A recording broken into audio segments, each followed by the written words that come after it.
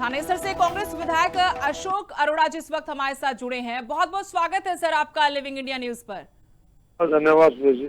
लगातार हम देख रहे हैं कि कानून व्यवस्था का क्या हाल है प्रदेश में। अब पंचकुला में 4 जून के बाद कल एक बार फिर से वॉइस नोट के जरिए 3 क्लब मालिकों को धमकी दी गई है रोहित गुद्दारा गैंग की तरफ से, और सवाल विपक्ष उठाता है या मीडिया उठाता है तो इस पर भी सवाल उठाता है, सरकार की तरफ से उठाए जाते हैं कि भाई सब कुछ ठीक है, ये सिर्फ मुद्दा विहीन विपक्ष है जो मुद्दे ढूंढ रहा है। क्या कहेंगे जो प्रदेश में इस वक्त हालात है? देखिए ऐसा जी, पूरे हरियाणा प्रदेश के अंदर लॉ एंड ऑर्डर की स्थिति खराब है।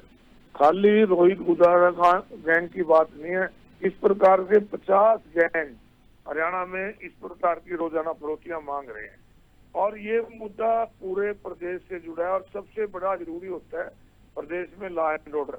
हमने विधानसभा के अंदर भी और बाहर भी हम कहते हैं कि भी इसको सबसे प्रायोरिटी भी लेना चाहिए, परंतु सरकार आंकड़े दिखाती है कि पहले ये था अब ये है। आंकड़ों से लॉ एंड ऑर्डर की स्थिति ठीक नहीं होगी, सख्ती करने से होगी, इच्छा शक्ति से होगी। लेकिन क्या वजह लगती है आपको? सरकार तो कह रही कि हम, आपने सुना ही होगा, बहुत विवाद हुआ था इस पर विपक्ष की तरफ से और बहुत बयान वायरल हुआ था। मुख्यमंत्री ने कहा था कि अपराधी या तो अपराध छोड़ दें या फिर हरियाणा छोड़ दें, लेकिन ना तो अपराध खत्म हुआ है ना अपराधी कहीं गए। कहने से बात तो यह है कि इच्छा शक्ति होनी चाहिए। आज अपराधियों का डर नहीं है। आप रोजाना देखते हैं कि मुठभेड़ में पैर पे गोली लगी, ये पहले पकड़ते हैं बाद में गोली मारते हैं। सब मिली भगत से काम चल रहा है ये पुलिस वाला का।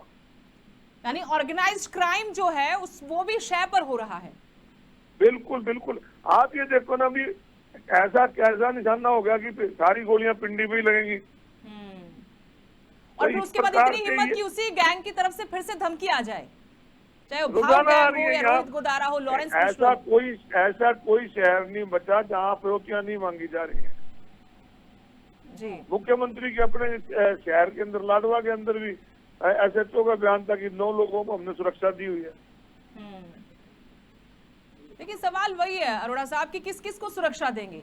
सुरक्षा की बजाय सुरक्षित माहौल देना फर्ज है। मेरा मानना ये है कि सरकार की सबसे पहली प्रायोरिटी होनी चाहिए अच्छी शिक्षा, अच्छी चिकित्सा, अच्छी सुरक्षा, और उसमें भी सुरक्षा सबसे जरूरी है। हरियाणा जैसे प्रदेश में अब गैंगलैंड नजर आता है हमें। ये तो बहुत दिन से हमको कह रहे हैं, पर ये मानते हैं ही नहीं। तो फिर आंकड़े लेके बैठ जाते हैं कि आपके समय में ये था, उसके समय में ये था। आंकड़ों से नहीं, इस पे सबको मिलके एक मुख्यमंत्री को सर्वदलीय मीटिंग बुलानी चाहिए और सबका इसमें साथ लेके इस पे क्या एक्शन हो सकता है उसको करना चाहिए। जी, बहुत बहुत शुक्रिया अशोक अरोड़ा जी लिविंग इंडिया न्यूज से बातचीत करने के लिए।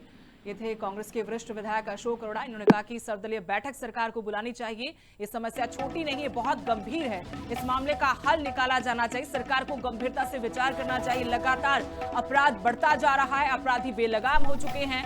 ये सिर्फ पंचकुला की बात नहीं बल्कि प्रदेश के हर हिस्से से आए दिन फिरौती, रंगदारी, ऐसी खबरें लगातार आ रही हैं। और जो एनकाउंटर हो रहे हैं, विपक्ष ने उस पर भी सवाल उठाए। मिली भगत का आरोप लगाया कि जो क्राइम हो रहा है वो भी मिली भगत से हो रहा है। पुलिस प्रशासन की इसमें मिली भगत है। पंचकुला में 4 जून की तस्वीरें, उसके बाद कल वॉइस नोट भेजकर 3 और क्लब मालिकों को धमकी दी है।